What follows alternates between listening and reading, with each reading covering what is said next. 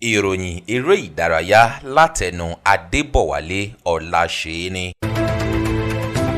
Ìkópa àwọn eléré ìdárayá orílẹ̀-èdè Nàìjíríà nínú ìdíje eré orí ọ̀dàn World Athletics Championship tí yóò wáyé ní Oregon lórílẹ̀-èdè Amẹ́ríkà ni ó ṣeéṣe kí àkùdé ti dé bá báyìí níbi àwọn eléré orí ọ̀dàn tí yóò ṣojú orílẹ̀-èdè yìí kò tí ì yọra sí oríkò ìgbáradì pẹ̀lú ẹ̀sùn wípé àjọ tó ń rí sí ọ̀rọ̀ eré orí ọ̀dàn lórílẹ̀-èdè yìí AFN ni kò tí ì yọ̀ǹda owó fún ìmúrasílẹ̀. Ìdíje World Athletics Championship ni yóò gbéra sọ ní ọjọ́ 15 sí ọjọ́ 24 oṣù keje ọdún yìí.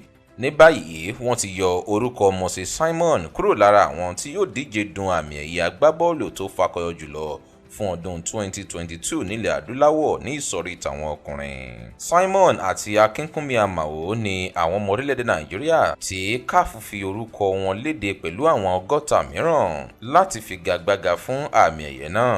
Ní báyìí àdínkù ti dé bá iye àwọn tí yóò máa díje fún àmì ẹ̀yẹ ọ̀hún. Lára àwọn 10 tó kù ní Mohammed Salah Egypt, Riyad Mahrez Algeria, Sadio Mane Senegal àtàwọn mìíràn. Ó ṣeéṣe kí ìrètí Manchester United ti pin lórí àti gbé Frenkie de Jong wá sí pápá àṣírí Old Trafford. Bó tilẹ̀ jẹ́ wípé Manchester United àti Barcelona ni wọ́n ti kọ́kọ́ fẹnukò lórí iye tó tó mílíọ̀nù 75 euro, ṣùgbọ́n àdéhùn nípa iye owó ọ̀yà tí Frenkie de Jong yóò máa tẹ́wọ́ gbà ní àjọsọ rẹ̀ kò tí ì kúnná.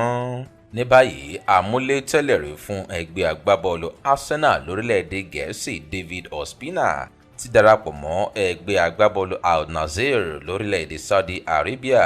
Ospina fi ẹgbẹ́ agbábọ́ọ̀lù Napoli sílẹ̀ lọ́rẹ̀ẹ́ darapọ̀ mọ́ ẹgbẹ́ agbábọ́ọ̀lù Al Nassr tó sì ti tọwọ́ bọ ìwé àdéhùn abániṣiṣẹ́ lọ́sẹ̀ tá a wà yìí.